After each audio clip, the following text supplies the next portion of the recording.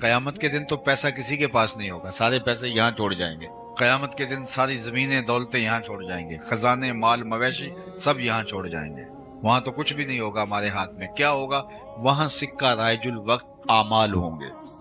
اگر کسی نے کسی کا حق غصب کیا ہوگا تو اس کے بدلے کے اندر چھٹنے کے لیے اس کو اپنے عمل دینے پڑیں گے، اور اگر عمل دے کے بھی جان نہ چھوٹتی ہوئی تو اس کے گناہ لینے پڑیں گے۔ اور اگر کسی نے کسی کے 3 پیسے دبائے، 3 روپے نہیں، 3 پیسے دبائے، اس کے عوض میں اس کو 700 نمازیں جو جماعت کے ساتھ پڑھی ہیں وہ دینی پڑیں گے۔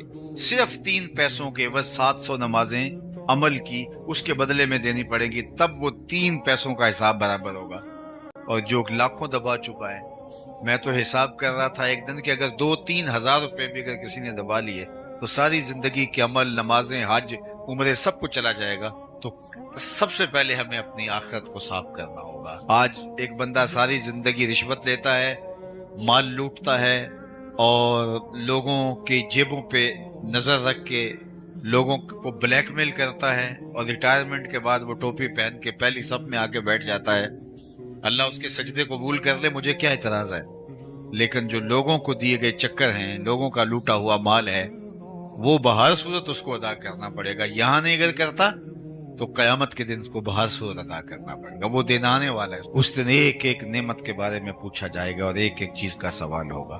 دیکھو، امانتوں کو واپس کرنا، اور وہ کوئی ٹھوس چیز ہو، پیسے ہوں، مال ہو، مویشی ہوں، وہ تو بڑی بات ہے۔ ہمارا دین تو اتنا حساس ہے کہ اگر تم سے کوئی بات کر رہا ہو اور بات کرتے کرتے وہ دائیں بائیں دیکھے تو فرمایا گیا کہ یہ بات تمہارے اوپر لازم ہے کہ امانت ہے، اس کو تم کسی کے آگے بیان نہیں کرو گے، اس لیے کہ بات کرتے ہوئے اس نے دائیں بائیں دیکھا تھا، اس لیے وہ چاہ رہا تھا کہ میری بات کسی تک نہ پہنچے۔ اب تمہارے سینے میں امانت بن کے ساری زندگی رہنی چاہیے۔